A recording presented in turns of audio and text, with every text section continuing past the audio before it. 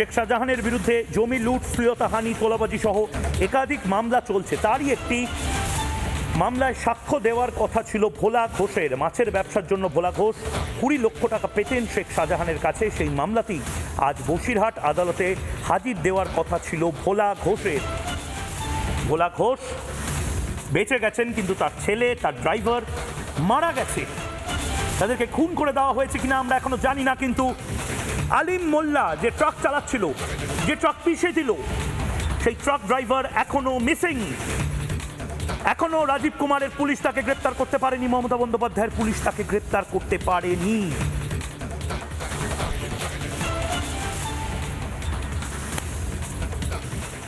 আমি খুব অনেস্টলি একটা কথা আপনাদের বলতে চাই।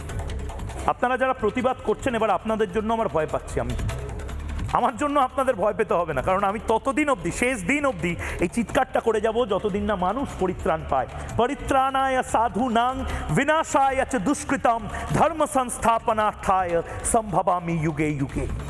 পরিত্রাণ আসবেই।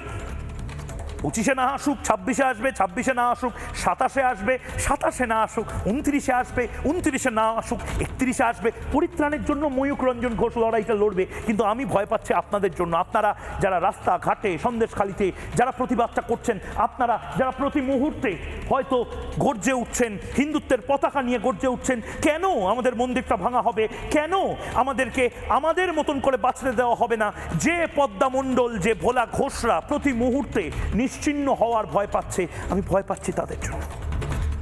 সকালে উঠলেন, কাজে বেরোচ্ছেন বা আদালতে সাক্ষী দিতে যাচ্ছেন, একটা ট্রাক এলো, আপনাকে মেরে দিয়ে চলে গেল।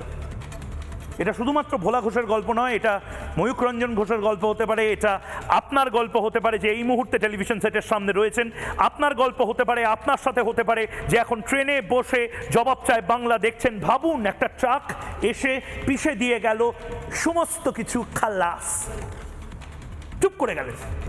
মমতা বন্দ্যোপাধ্যায়ের প্রিয় শেখ শাহজাহান জিন্দাবাদ। শেখ শাহজাহান বেঁচে থাকলেন, আর পদ্মা মণ্ডল, ভোলা ঘোষ বা তাদের মতন যারা মানুষরা রয়েছেন বাংলায়, বাংলা আসল মানুষ যারা, মূল নিবাসী যারা। নানা ধরনের কন্টেন্ট দেখার জন্য লাইক করুন, শেয়ার করুন আমাদের ফেসবুক পেজ, সাবস্ক্রাইব করুন আমাদের ইউটিউব চ্যানেল। পাশাপাশি অন্যান্য ব্রেকিং নিউজের জন্য অবশ্যই চোখ রাখুন রিপাবলিক বাংলায়।